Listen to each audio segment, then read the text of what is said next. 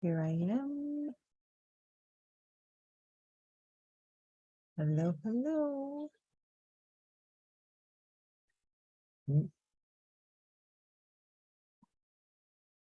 See my channel.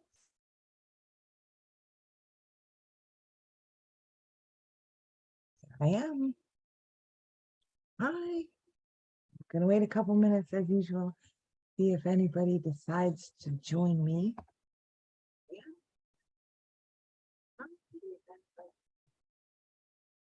Watching for viewers. See who's gonna come and play with me today. Super excited.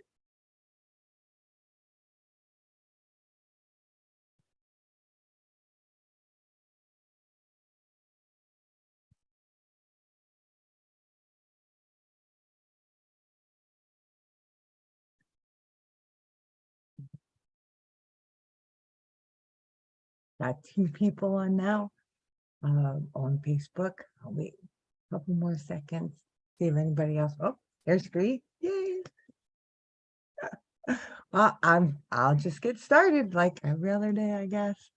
Hello and welcome to Pardon My Positivity, where we talk about tips and ways that you can choose a more positive life and make happiness your primary goal. My name is Paula. I'm your host, and I am a bartender at night, an accountant by day, but a happy chick all the time, not because life is perfect, but because I choose to be happy. I started this show in November of last year so that I could help other people try to find that same happiness. For those of you who've never tuned in before, our show airs every 2 weeks on a Thursday at 8 o'clock. And we often have special guests with us, but tonight I'm doing a solo program and I'm doing it remotely from the rolling hills of Hellertown. I was over here today helping out with some stuff and decided I would just stay because look at this view. It's so gorgeous. I mean, it looks like it's fake, but I assure you, it's real. I'm really in the grass. So I decided I would stay here today and do the show from here. And I'm really excited to share with you this week's topic because it was actually influenced by a post I did earlier this week about changing your perspective. So tonight's topic is the power of perspective. So what that is the way that you see things. And earlier this week, I wrote a post about how we have to flip how we see things sometimes, just so that we can improve our happiness and have a better day. We tend to focus on negativity or bad outcomes. And if we can change our viewpoint, change our perspective, and focus on the more happier things, then you're gonna drastically improve your mood and increase your happiness in your life in general. So I guess the first thing that we have to deal with is to talk about perspective. We're taught really young that we should protect ourselves from bad things. And so we focus all of our energy on making decisions that protect us from bad outcomes instead of making decisions toward happy outcomes, right? And psychologists have proven this over and over again, that we're actually more motivated to do something if we're avoiding negativity rather than pursuing happiness. Like, for instance, you have a job, and most of us do, right? So you have a job, and if your job is a horrible job, then when another opportunity comes along, you'll jump at it because you're avoiding the negativity, or you'll pursue the new job because you're avoiding the negativity of the old job. But if you have a decent job and it doesn't give you any ulcers or bad feelings or stress, then you're not likely to pursue a better job because you're content with where you are. So we do this all the time. It's actually taught to us at a very young age, and we're taught to build these walls around us to protect ourselves from pain. But the problem is when we're constantly building these walls, we have to sacrifice other things, things like peace and hope and happiness. So we want to try in this segment today to learn how we can avoid seeing things and being motivated by negativity and instead see the positive side, change our perspective, see the positivity in life so we can pursue happiness instead. So we're always playing this what if game. We constantly, all of us play the what if game, even if you don't call it the what if game. I started calling it the what if game when my son was in high school. He had a friend named Quincy, and I hope at one point Quincy sees this. And Quincy was very good at the negative what if game. You know, if I take that class, what if I fail that class? You know, if I get that car, what if I crash that car? And I was constantly reminding him, baby, you got to think of the happy what ifs, not the negative what ifs. What if you take that class and you realize you're really good at computers and then you decide you want to get a degree and pursue computer programming or something along those lines? But you have to try to change your perspective. So the what if game you're going to play is now a positive what if game instead of a negative what if game. So we play the what if game because we're afraid of the outcomes. And so I thought I would give an example of myself. So this is my big example of my what if game. I have grown a lot in the last few years. So I don't have a problem with the what if game in most areas. Now, I can jump into most endeavors. I'm pretty adventurous, but I'm still leery in the area of love, right? That I'm scared at times because for those of you who watch the show regularly, I gave fully to the person who they were in my world. I would have done anything for them, loved them completely for 2 decades, and it didn't work out. So my little what if game, my little part of my negative brain in there constantly says, you know, what if you give all of yourself again and love so completely and fully and it doesn't work out? And I struggle sometimes where I have to say to myself, you know, that I don't have any reason to have this negative attitude toward my life. And what if it's a fairy tale? And what if I get to live this happily ever after that my mother told me was only for Disney movies?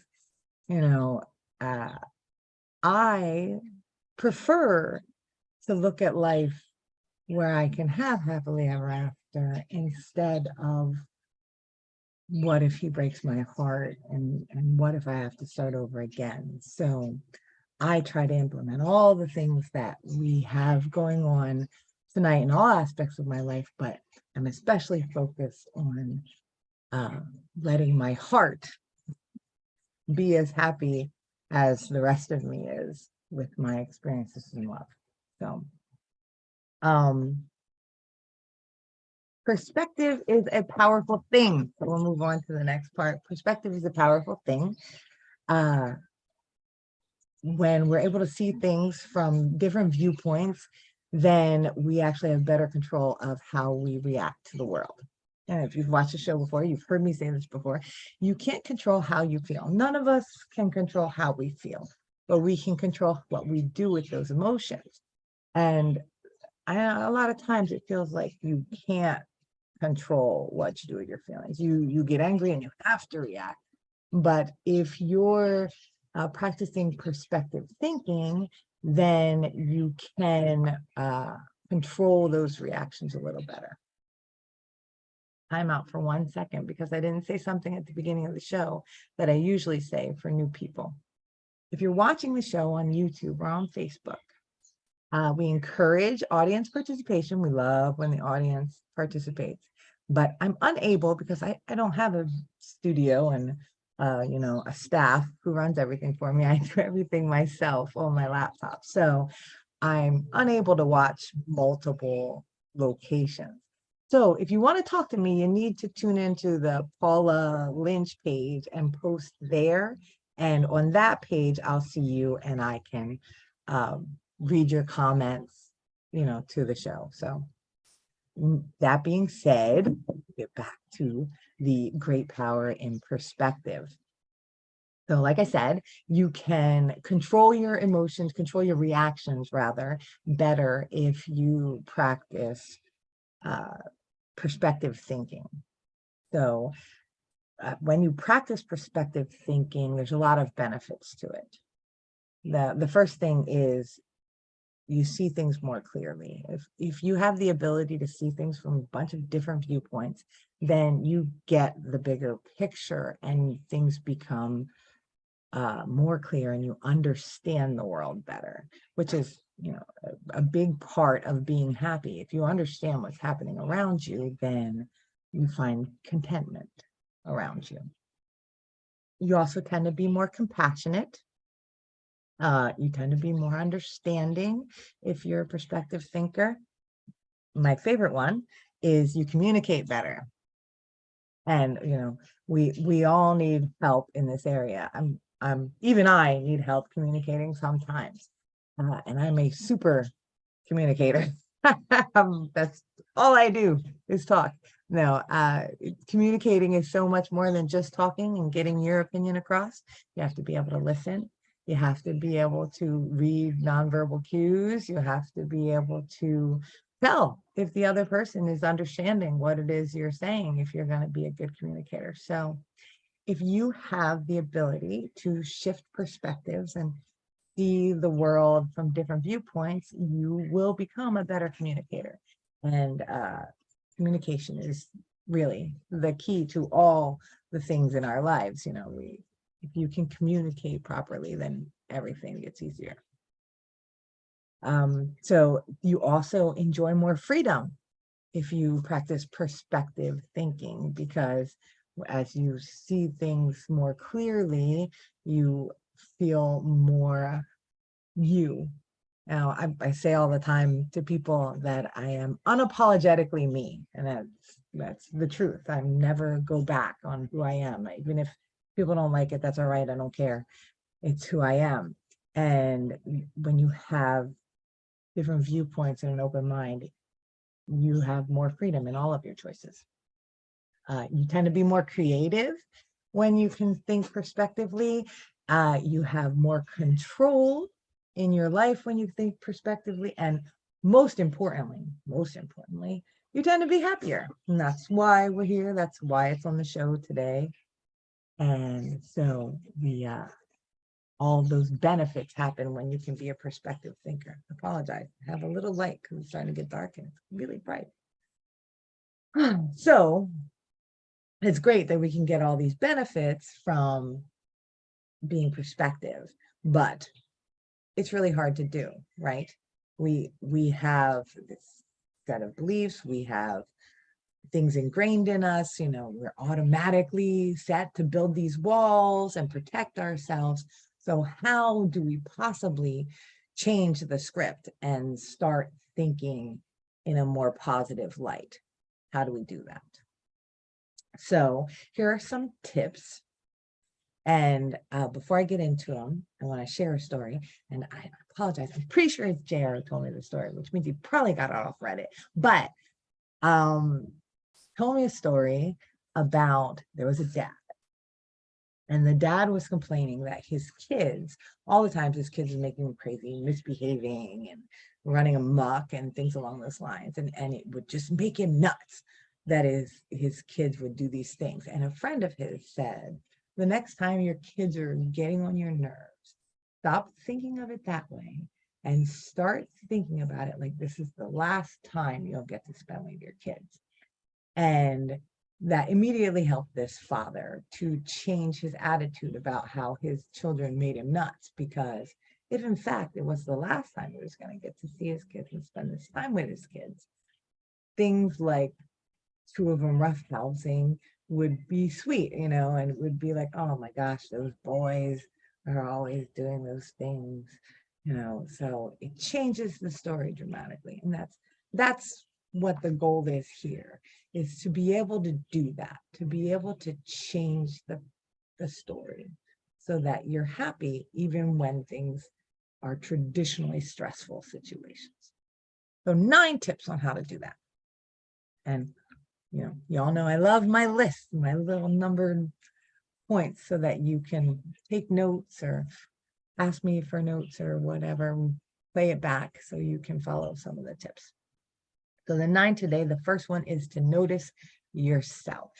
You have to dig down deep and be honest with yourself about your thoughts and about who you are and what your issues are.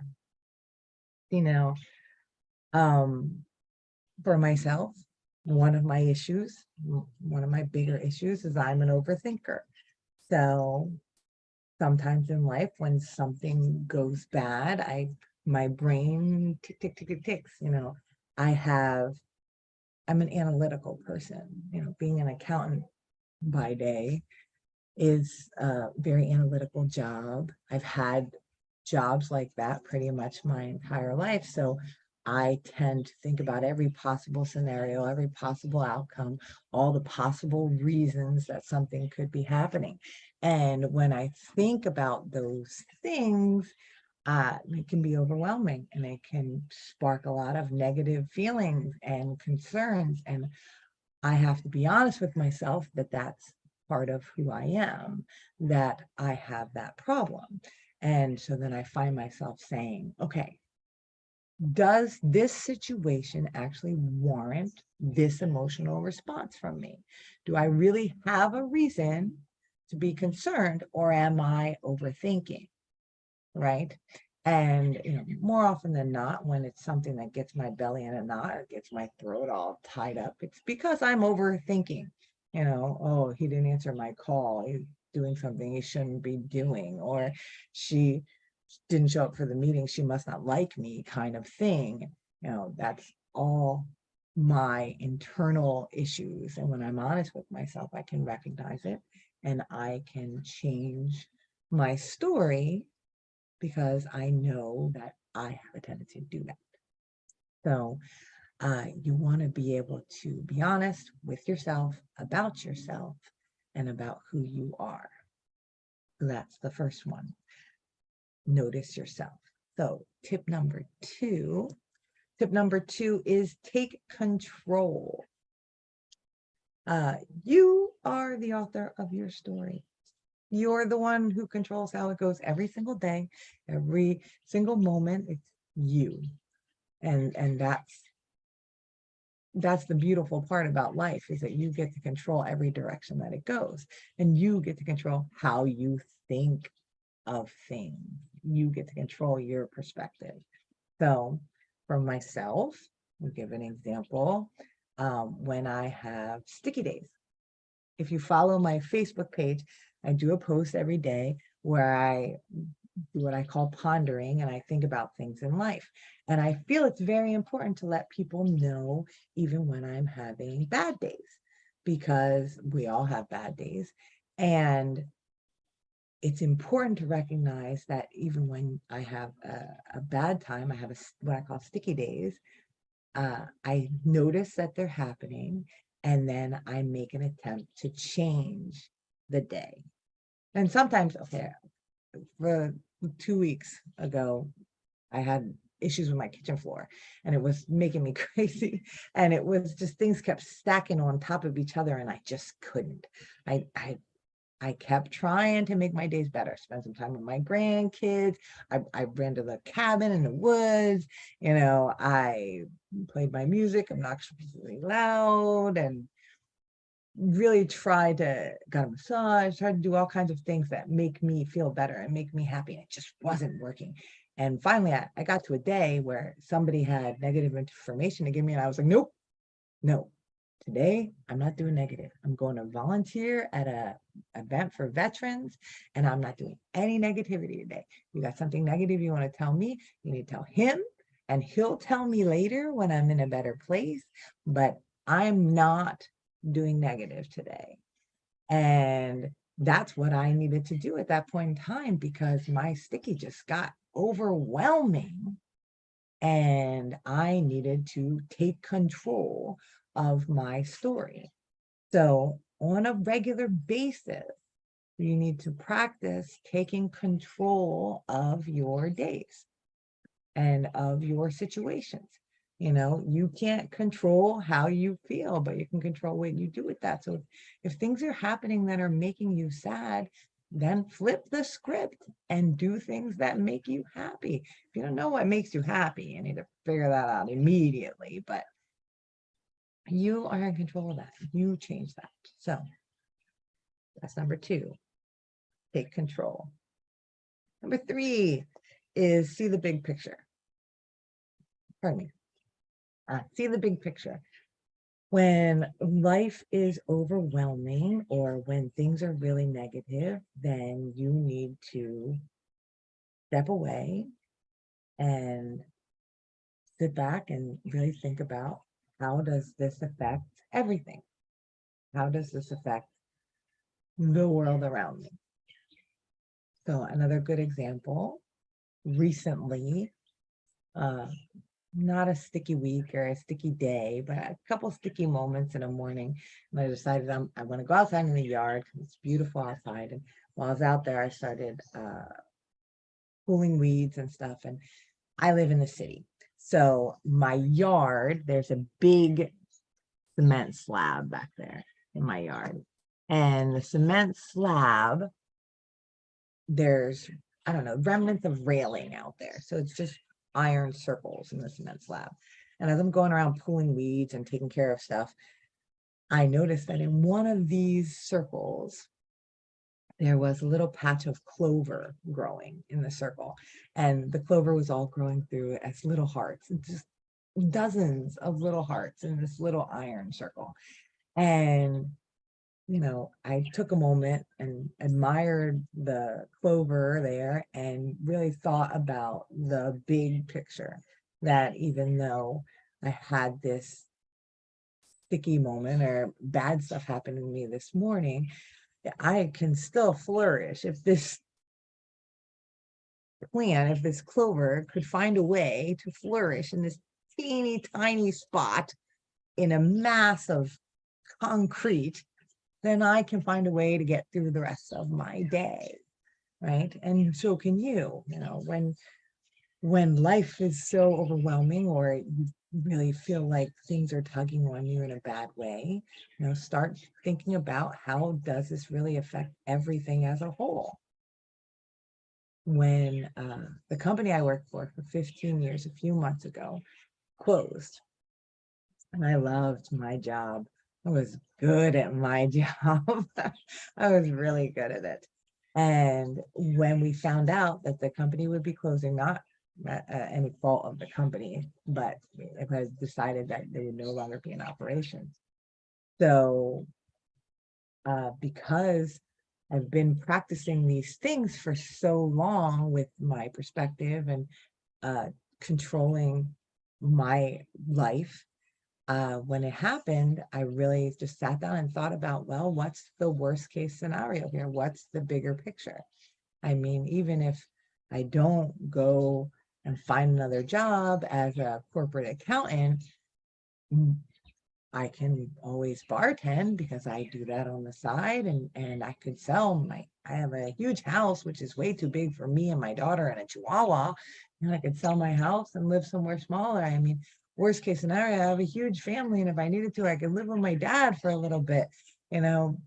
So the bigger picture was, even with the job closing, I had lots of opportunities, and the sun is still going to rise, and birds are still going to sing like they are in the background, and my daughter's still going to have dinner every night, because while one opportunity is leaving, there is still so much wonderful in the world around me. So even losing my career, I was okay. And in fact, it was that attitude that allowed me to really put all my effort into growing myself as a person and opening my own company. So try to open your eyes and take a breath when things are bad, and or on a regular basis. Sit down and think about how the world is affected as a whole when bad things happen, or how your life is affected as a whole, how your family is affected as a whole. I know it's really hard when you have a spouse, when you have kids, when you have family that you're worried about because you have other people you're responsible for. So it can be really difficult to see the big picture because you're so micro focused on the people that you have to take care of. But in all honesty, you do a better job of taking care of those people if you have perspective thinking, and you can benefit in all those ways, like being more understanding and thinking more clearly and having more control and happiness. So try to see the bigger picture. Number 3. Number 4. I could do a whole show on number 4, and that's to be open. Be open is number 4, and be open-minded, have an open heart, all these things. This is hard for a lot of people because we have beliefs, we have things that we grew up with that we believe are important, and they make up a lot of who we are as a core. The things that we experience throughout all of our life. So it's really hard to be open-minded with other people. If you had a big family like I did, like I do, I have 9 brothers and sisters, and I have a dozen cousins, and we all hung out with my grandparents. Every time we had a party, we actually had to rent a pavilion at a park so that we could have a party big enough for all the family to attend. So that was a huge benefit for me in this area. So when you have a huge family, and me being one of the eldest of 10 children, you have a full array of all beliefs and structures. We've got right wing, we've got left wing, we've got atheists, we've got devout Catholic, we've got every part of the spectrum of every political or religious debate you can have. And we're a debating family.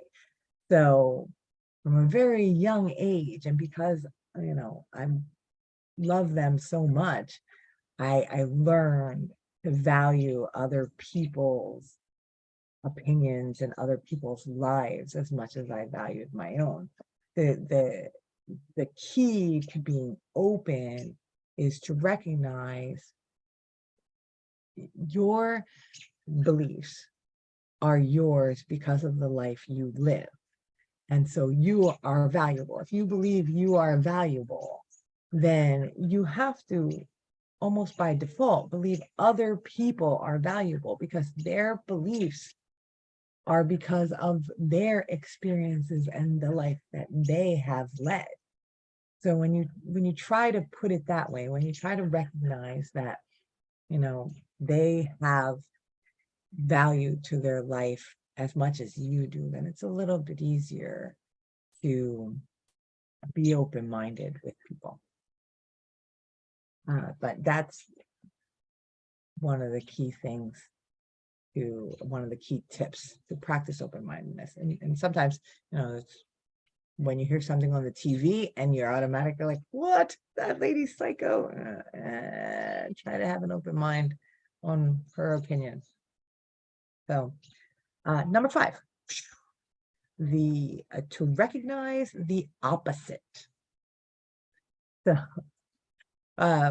we all have structures of what we think should happen, and sometimes the opposite is just as good or just as acceptable. But this is going to bring me to the experience that actually influenced my post earlier in the week, which then influenced this show.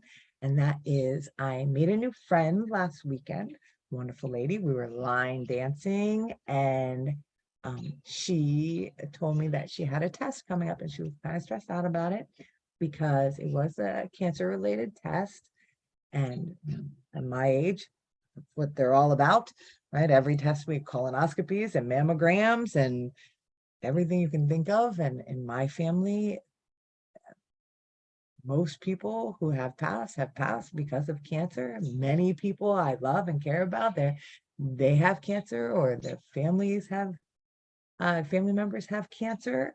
I've volunteered for 20 years for the American Cancer Society, so I completely appreciate how stressful it is to be going through all those kinds of tests.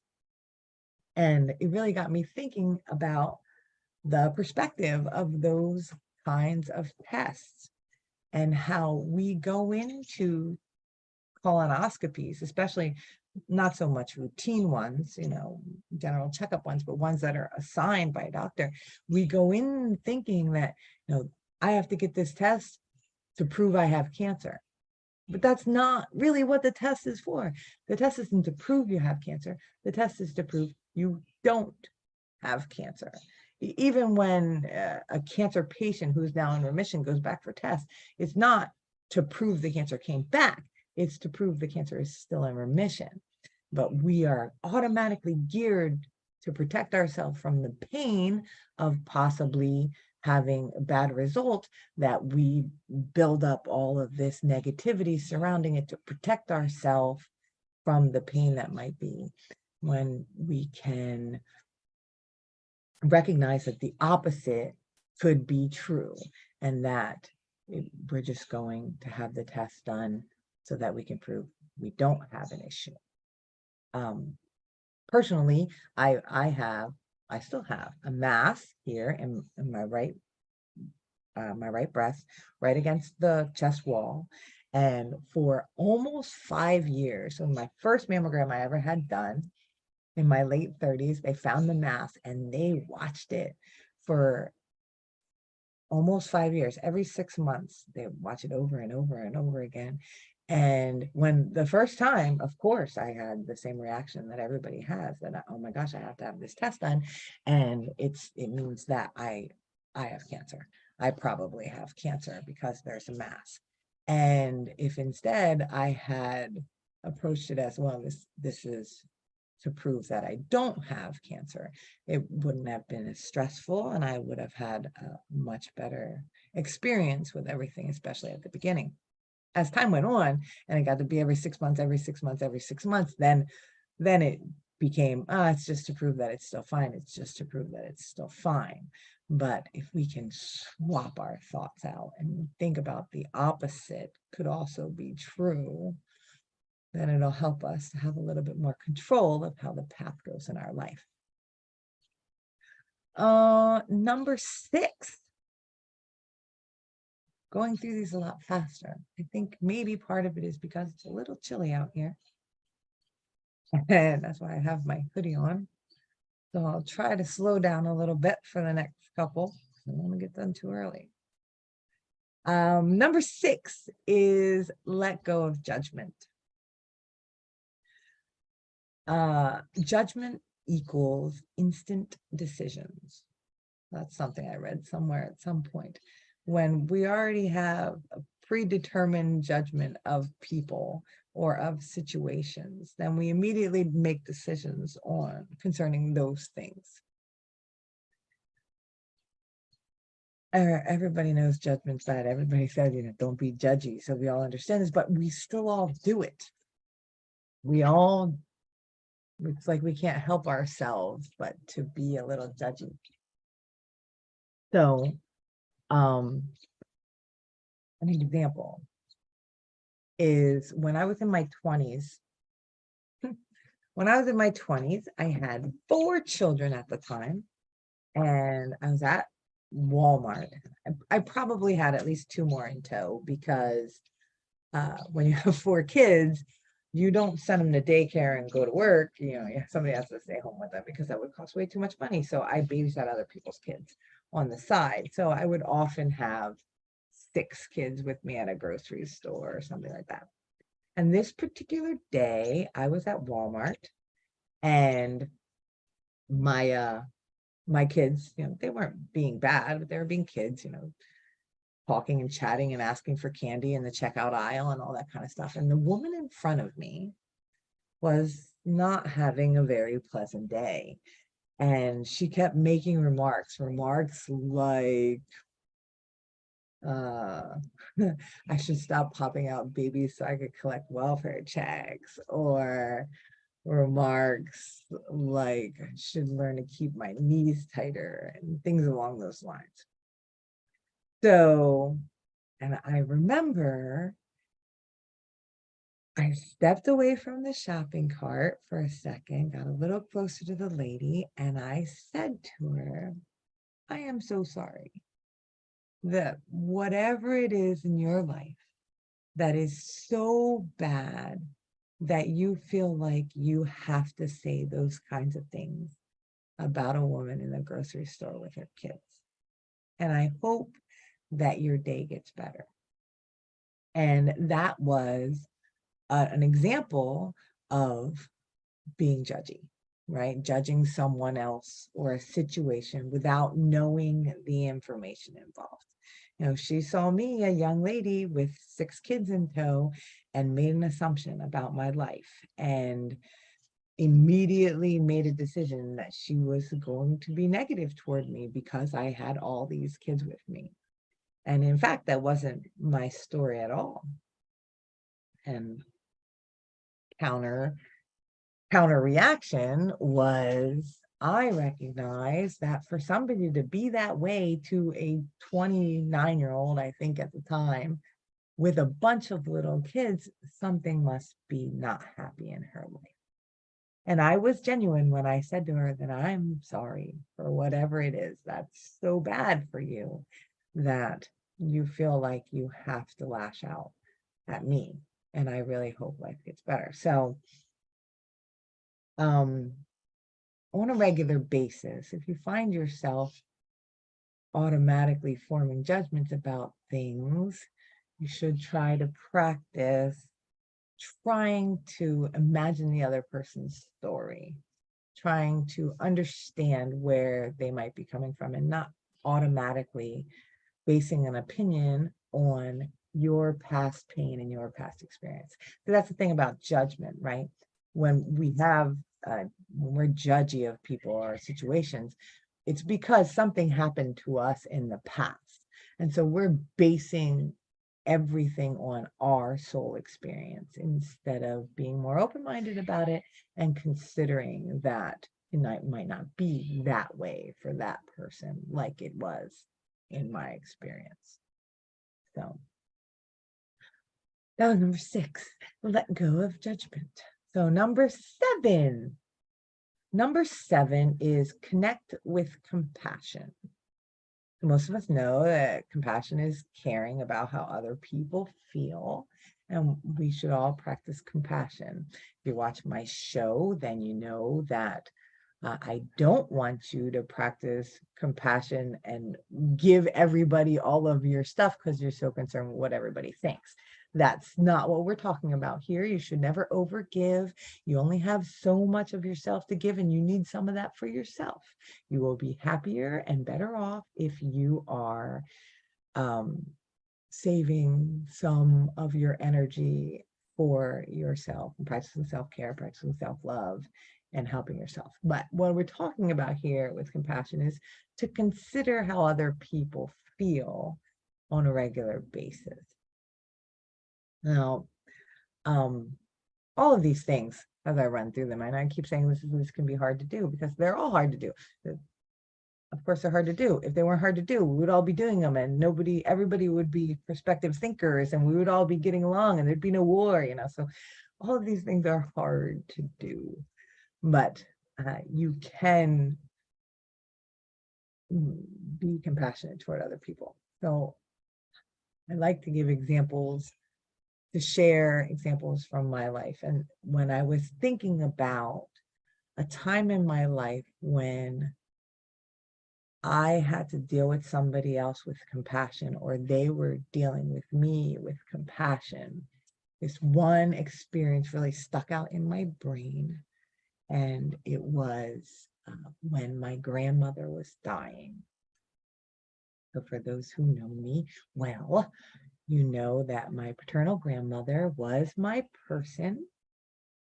She was my compass, and I model most of my life after the things she taught me. She was an amazing woman. Even like, well, when I attempted suicide, and after I stayed in the hospital in the psychiatric ward for weeks, they said I couldn't go home. I couldn't go to my mother's house, and I couldn't go to my father's house. And my grandmother immediately said, then she'll come with me. And I lived with my grandmother then until I got married when I was young. So she was my person. And my grandmother was one of those people who didn't like negative outcomes from doctors. So she avoided the doctor at all costs. And that was a bad idea because we didn't catch her cancer until it was way too late. And she had lung cancer and then throat cancer. And when she was diagnosed, it was pretty obvious that this was gonna be the end of her time here with us. And so, of course, she's my person. It's very hard on me emotionally and physically because I'm losing this person I love so much. And I never really thought about how it was testing on her. She was coping with the fact that she was dying. And one of the times I was at the hospital with her, and it was just her and I. And we're sitting there, we're talking, just like we always did about everything in life. And she started to cry.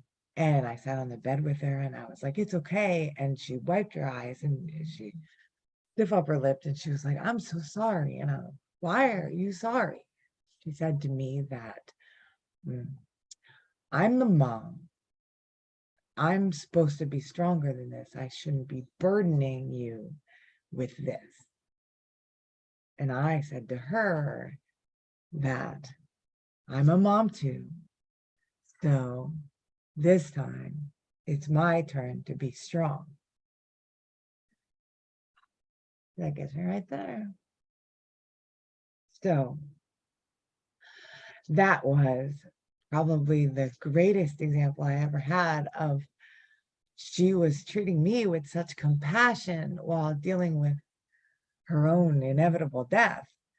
And I realized in that moment that I had to give her just as much compassion because as hard as it was for me, I had to recognize what she was going through too.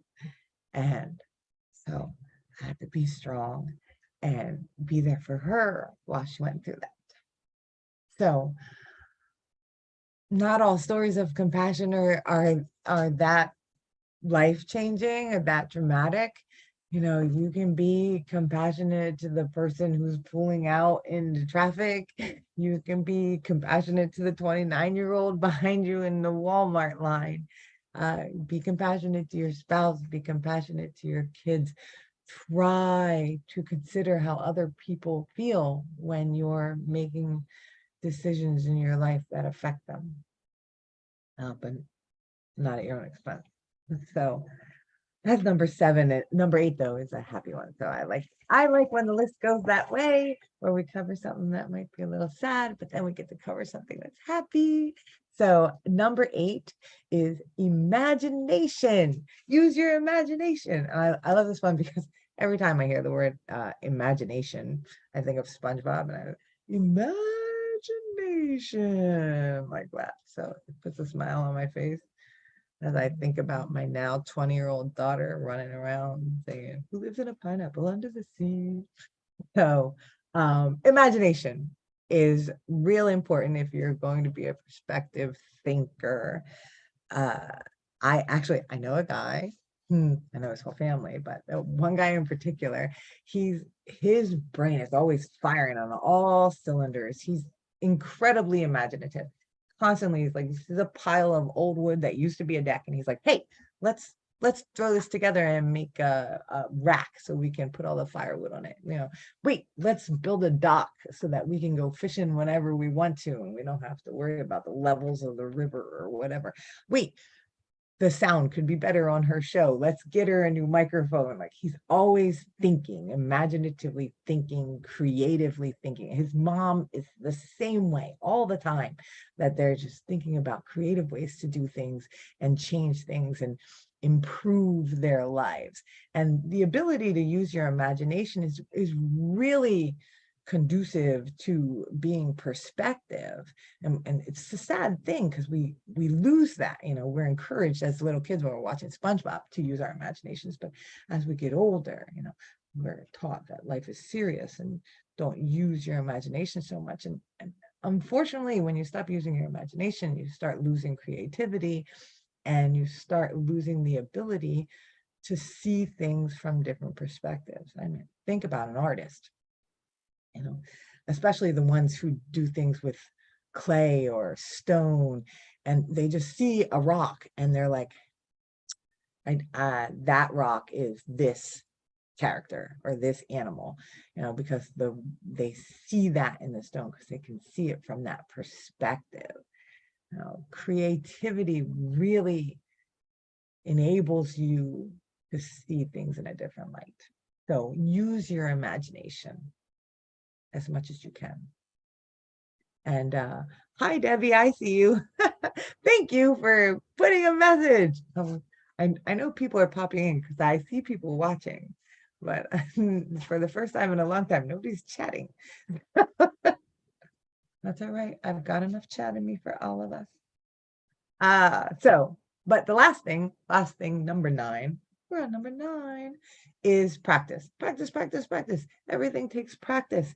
All things. You don't expect to lose 80 pounds in a week. You expect that you have to change little things in your life. And when you change all of these little things, that eventually, over time, you will lose 80 pounds. The same is true for perspective thinking. You change little things in your life every day, a little bit here, a little bit there, a little bit more, a little bit over here, and you make small changes continuously, and you keep at those small changes, and eventually they stick and they become, your way of life. And all of a sudden, you're looking at your colonoscopy as a test to show that you're doing a great job, instead of a test to be worried about.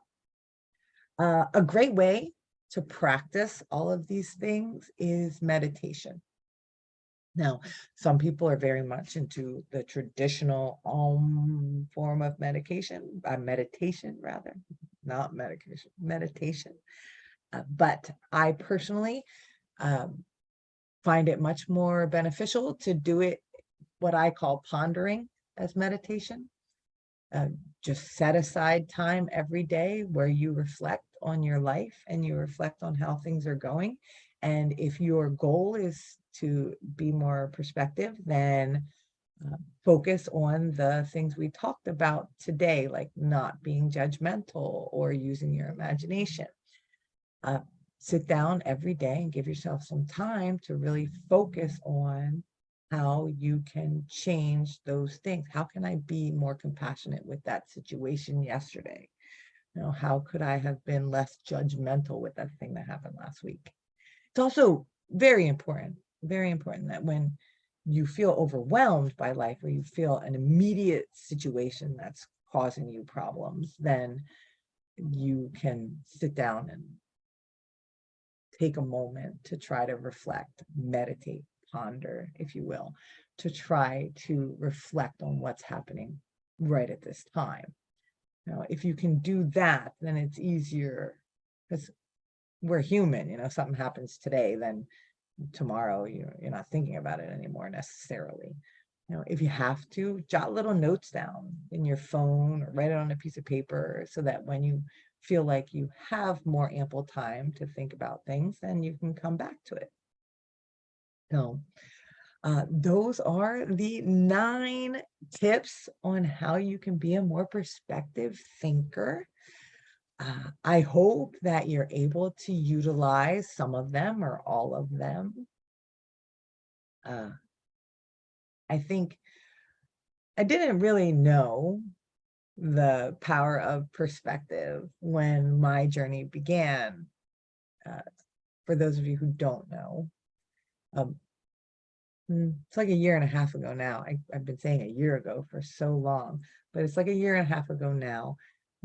I was really at a really low point in my life, and my husband had left me 2 years prior, and I was dealing with that as best I could, but still trying to live my old life without making any changes. So I kept repeating bad habits, and I was getting by, but I wasn't really changing anything in my life. And it got to a point where I was just like, I have to change something. I have to change everything, because I've struggled with depression and life in general for 40 something years, and I'm tired of being sad. I want to be happy. And so when I started my journey of finding happiness, I didn't realize how much of an impact perspective had. And you'll find when you start incorporating all of these things that we talk about on the page and we talk about in the show, that so many of them overlap and repeat themselves. So like being compassionate is applied in so many different aspects. Using your imagination applied in so many different aspects of finding happiness in your life. So this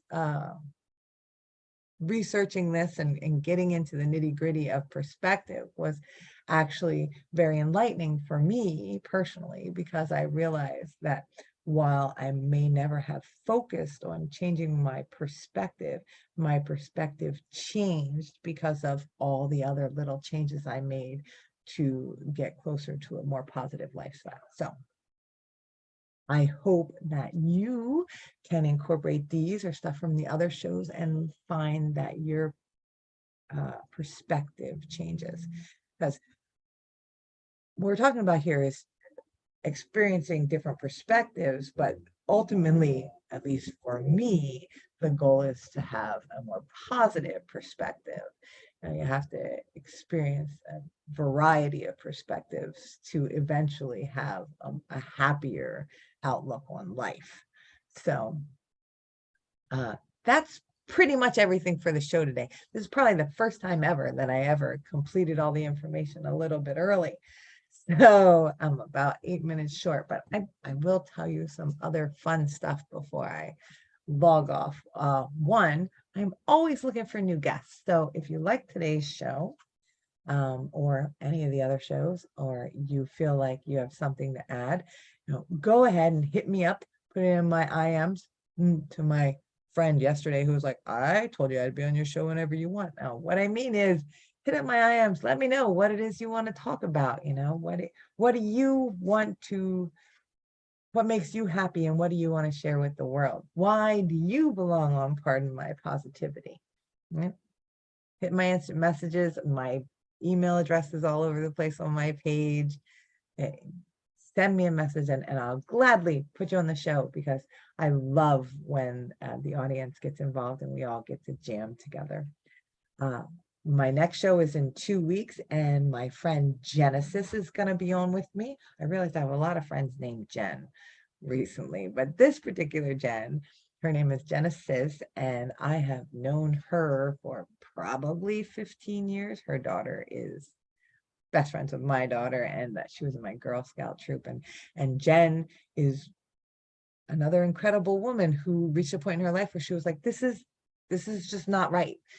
I want to be happy. What do I need to change so that I can be happy? And then took little steps to becoming a better her. So tune in 2 weeks to see Jen. And since I have a couple more minutes, if you don't know, well, I recently opened or started putting all my efforts into my own business. So I am also a certified life coach, and I am taking clients. So if you are interested in having life coach services, what a life coach is we help you to find what your strengths are, and we use those strengths to help you accomplish a goal. It's not therapy. So you don't have to worry about, you gotta, give me your deepest, darkest secrets. You don't have to worry about if we're gonna be a right fit, for figuring out what happened to you when you were 7. That's not what life coaching is about. Life coaching is about learning who you are and what your strengths are and using those strengths to accomplish a goal, regardless of what that goal is. If the goal is to get a better job, if the goal is to live a healthier lifestyle, if the goal is to be happier and have a more positive life, we can help you with that. So anyway, I think that's it for tonight. I'm going to sign off a little early. It's getting dark here in Hellertown. All the birds are going to sleep, and I'm starting to hear the nighttime animals come out. So I'm going to pack my stuff up, and I'll see you in 2 weeks. And until I see you again, remember, the key to your happiness is you. Have a great night, guys. I'll see you next time.